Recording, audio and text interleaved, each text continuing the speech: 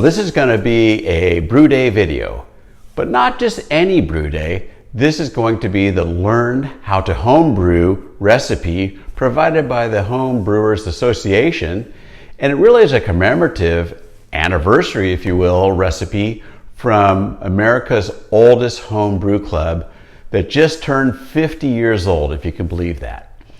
So it's a very old school West Coast IPA type of thing. It's not going to be your citrusy, floral, all this and that. No, it uses the traditional C hops, Chinook, Centennial, Cascade. So it's going to be a fun recipe, just a right down the middle of the fairway kind of recipe. One that I would have enjoyed, 30 years ago? Been a long time. Anyway, in the video, I'm going to focus on the key things in my process that you may want to take note of, think about. As always, I'm just showing you how I do it, not professing it to be the best way or the right way, but the way that I do, and I get pretty good results. So we're going to brew the beer, and then I'm going to do part 2 of this video, and we'll taste it, because after all, that's really what counts the most. Hold on, sit back, and let's get brewing. Now that the strike water's hot, I'm going to recirculate for a few minutes just to look for any leaks that might be here, also the flow rates, and monitor the temperatures to make sure everything's just right before I add the grains in. Throughout the brewing day, you'll notice I can control all my pumps with voice commands. So let's get started. Echo, turn on, mash, pump. Okay, we're ready to get going here. I'm going to dough the grains into the strike water here. The key thing is just to make sure to mix it up good enough so there's no dough balls that are clumped together, because those won't do you any good. So let's get started. I'll do my process here. I'll show you a little close-up of how things look.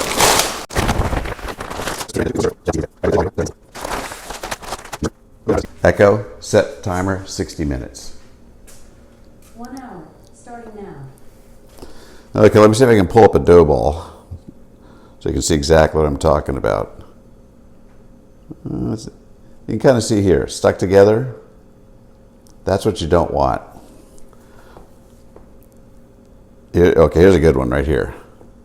Good example of a dough ball. See it? Just clumped together like a dirt clod. So we're going to stir it up, make sure none of that happens, and we're ready to go. Okay, so it's time to start the recirculation, and here's what we've got. Out of the mash tun, it's coming to the input of the pump. The direction of the flow out of the pump is through this 3-way valve. Right now it's set up to flow out this way. This ball valve here controls the flow rate. When I'm ready to do the transfer to the kettle, all I have to do is flip this over and the flow rate will come this way, and you'll see that later. For now though, let's go with the recirculation. Echo, turn on main brewing pump. And let it run like this throughout the entire mash. I'll be monitoring the temperature through the side port. Down there I have a thermometer in a thermal well, and that's how we'll monitor our mash. Okay, so the mash is done. And what I'm going to do now is set up the configuration to transfer from the mash tun over to the brew kettle. I've got the 3-way valve here still recirculating. I've connected the hoses to come over to the kettle here. And so what I'll do is I'll shut down this side, turn the pump off, go ahead and flip this over, and start my control of the flow rate here with this ball valve. I want to keep it nice and steady, looking at a sparge time of almost an hour. So I'll be matching the input hot liquor into the top of the mash tun with the transfer coming out. For about the first half of the transfer, I don't need the pump. It'll all do it based on gravity, but after that I'll have to turn it on to finish it off. So let me move the camera over here so you can see better, and we'll get that done. Echo, turn off main brewing pump.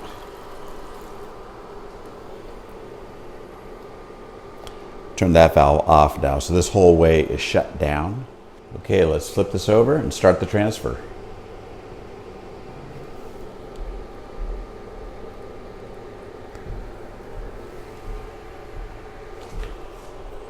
Again, adjusting the flow rate here. The transfer. There's how the mash looks. Notice how it clarified so much. That's because of the recirculation. I'll turn the sparge on as needed. Echo, turn on sparge pump.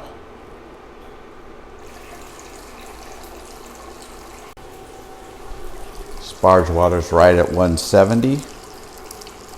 I'm keeping it just above the grain bed. Echo, turn off sparge pump. While the transfer is going, I'm going to go ahead and start preparing my hops. In this particular recipe, there's a first wort hop that I've already added. The next addition is going to be at the beginning of the boil, and that's going to be 1 ounce of Centennial.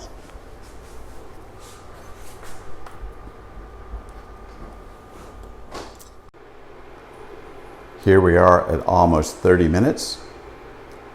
We'll just keep letting it go. Echo, turn on sparge pump.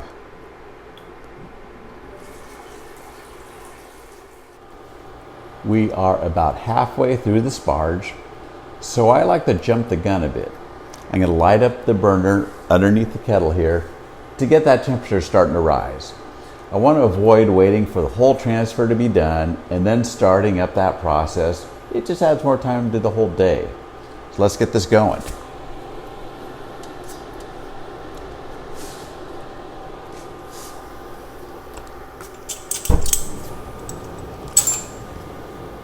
I'll just watch the temperature. I want to keep rising up, but not necessarily start a boil yet.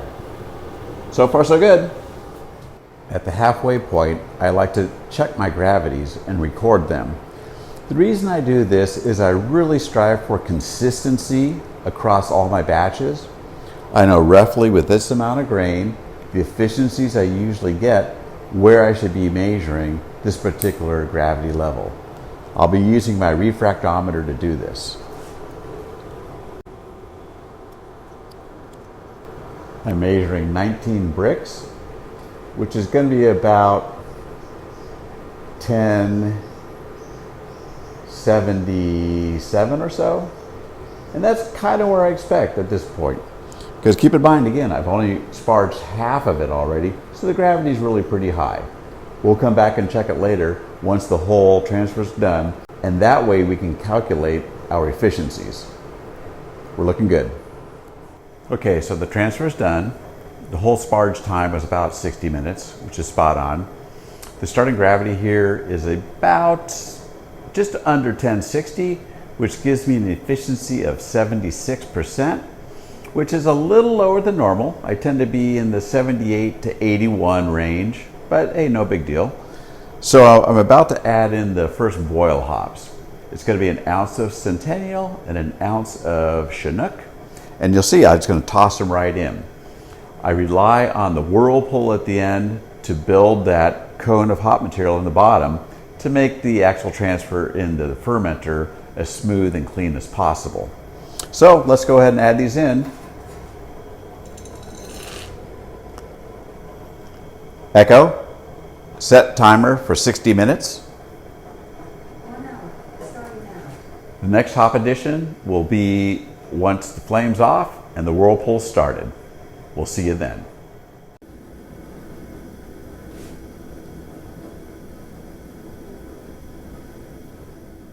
Okay, the boil's done. I let the wort cool down to about 170. So now I'm going to add in the whirlpool hops.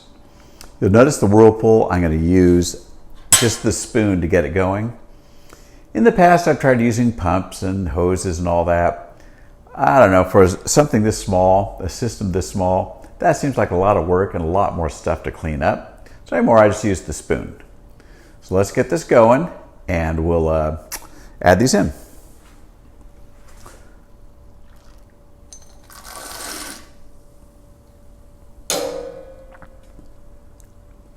It's going to do this for a couple minutes and let the whirlpool continue on for about 20 minutes altogether, and then we'll be ready to transfer into the fermenter. Okay, now for the payoff. We're about to transfer it into the fermenter. I just want to show you the configuration I have here now. With the pump, again, that three-way valve on top, just such a huge help. I'll be drawing, of course, out of the kettle into the pump, down through the plate chiller down below there, and then up into the fermenter. All I have to do is attach my cold water hose now to the input of the plate chiller, and I'll start the transfer. I go kind of slow the entire time, monitoring with that thermometer there that's connected to the thermal well here. I'm going to do all of this off camera because I need to pay attention to what I'm doing, but I'll be back to close in a bit. All right, the brew day's done. Wow, that can be a full day. Obviously got some cleaning yet to do. We got some videos on that on my site as well if you're interested. I do want to show you the hop cone, if you will, that's left in the kettle. There is half a pound of hops right there. The numbers for this beer came in the original gravity 1070, which is exactly what the recipe called out for. So I'm pretty happy with that. Got the yeast pitched, oxygenated. I think we're looking good now. Time and chemistry will do its magic. I'm going to wrap it up here. I will be doing a taste video as part 2 to this Teach a Friend to Brew Day brewing session, and we'll see how it came out, because after all, that's really all that counts. Stand by, watch for that in a couple weeks, and we'll catch up with you later.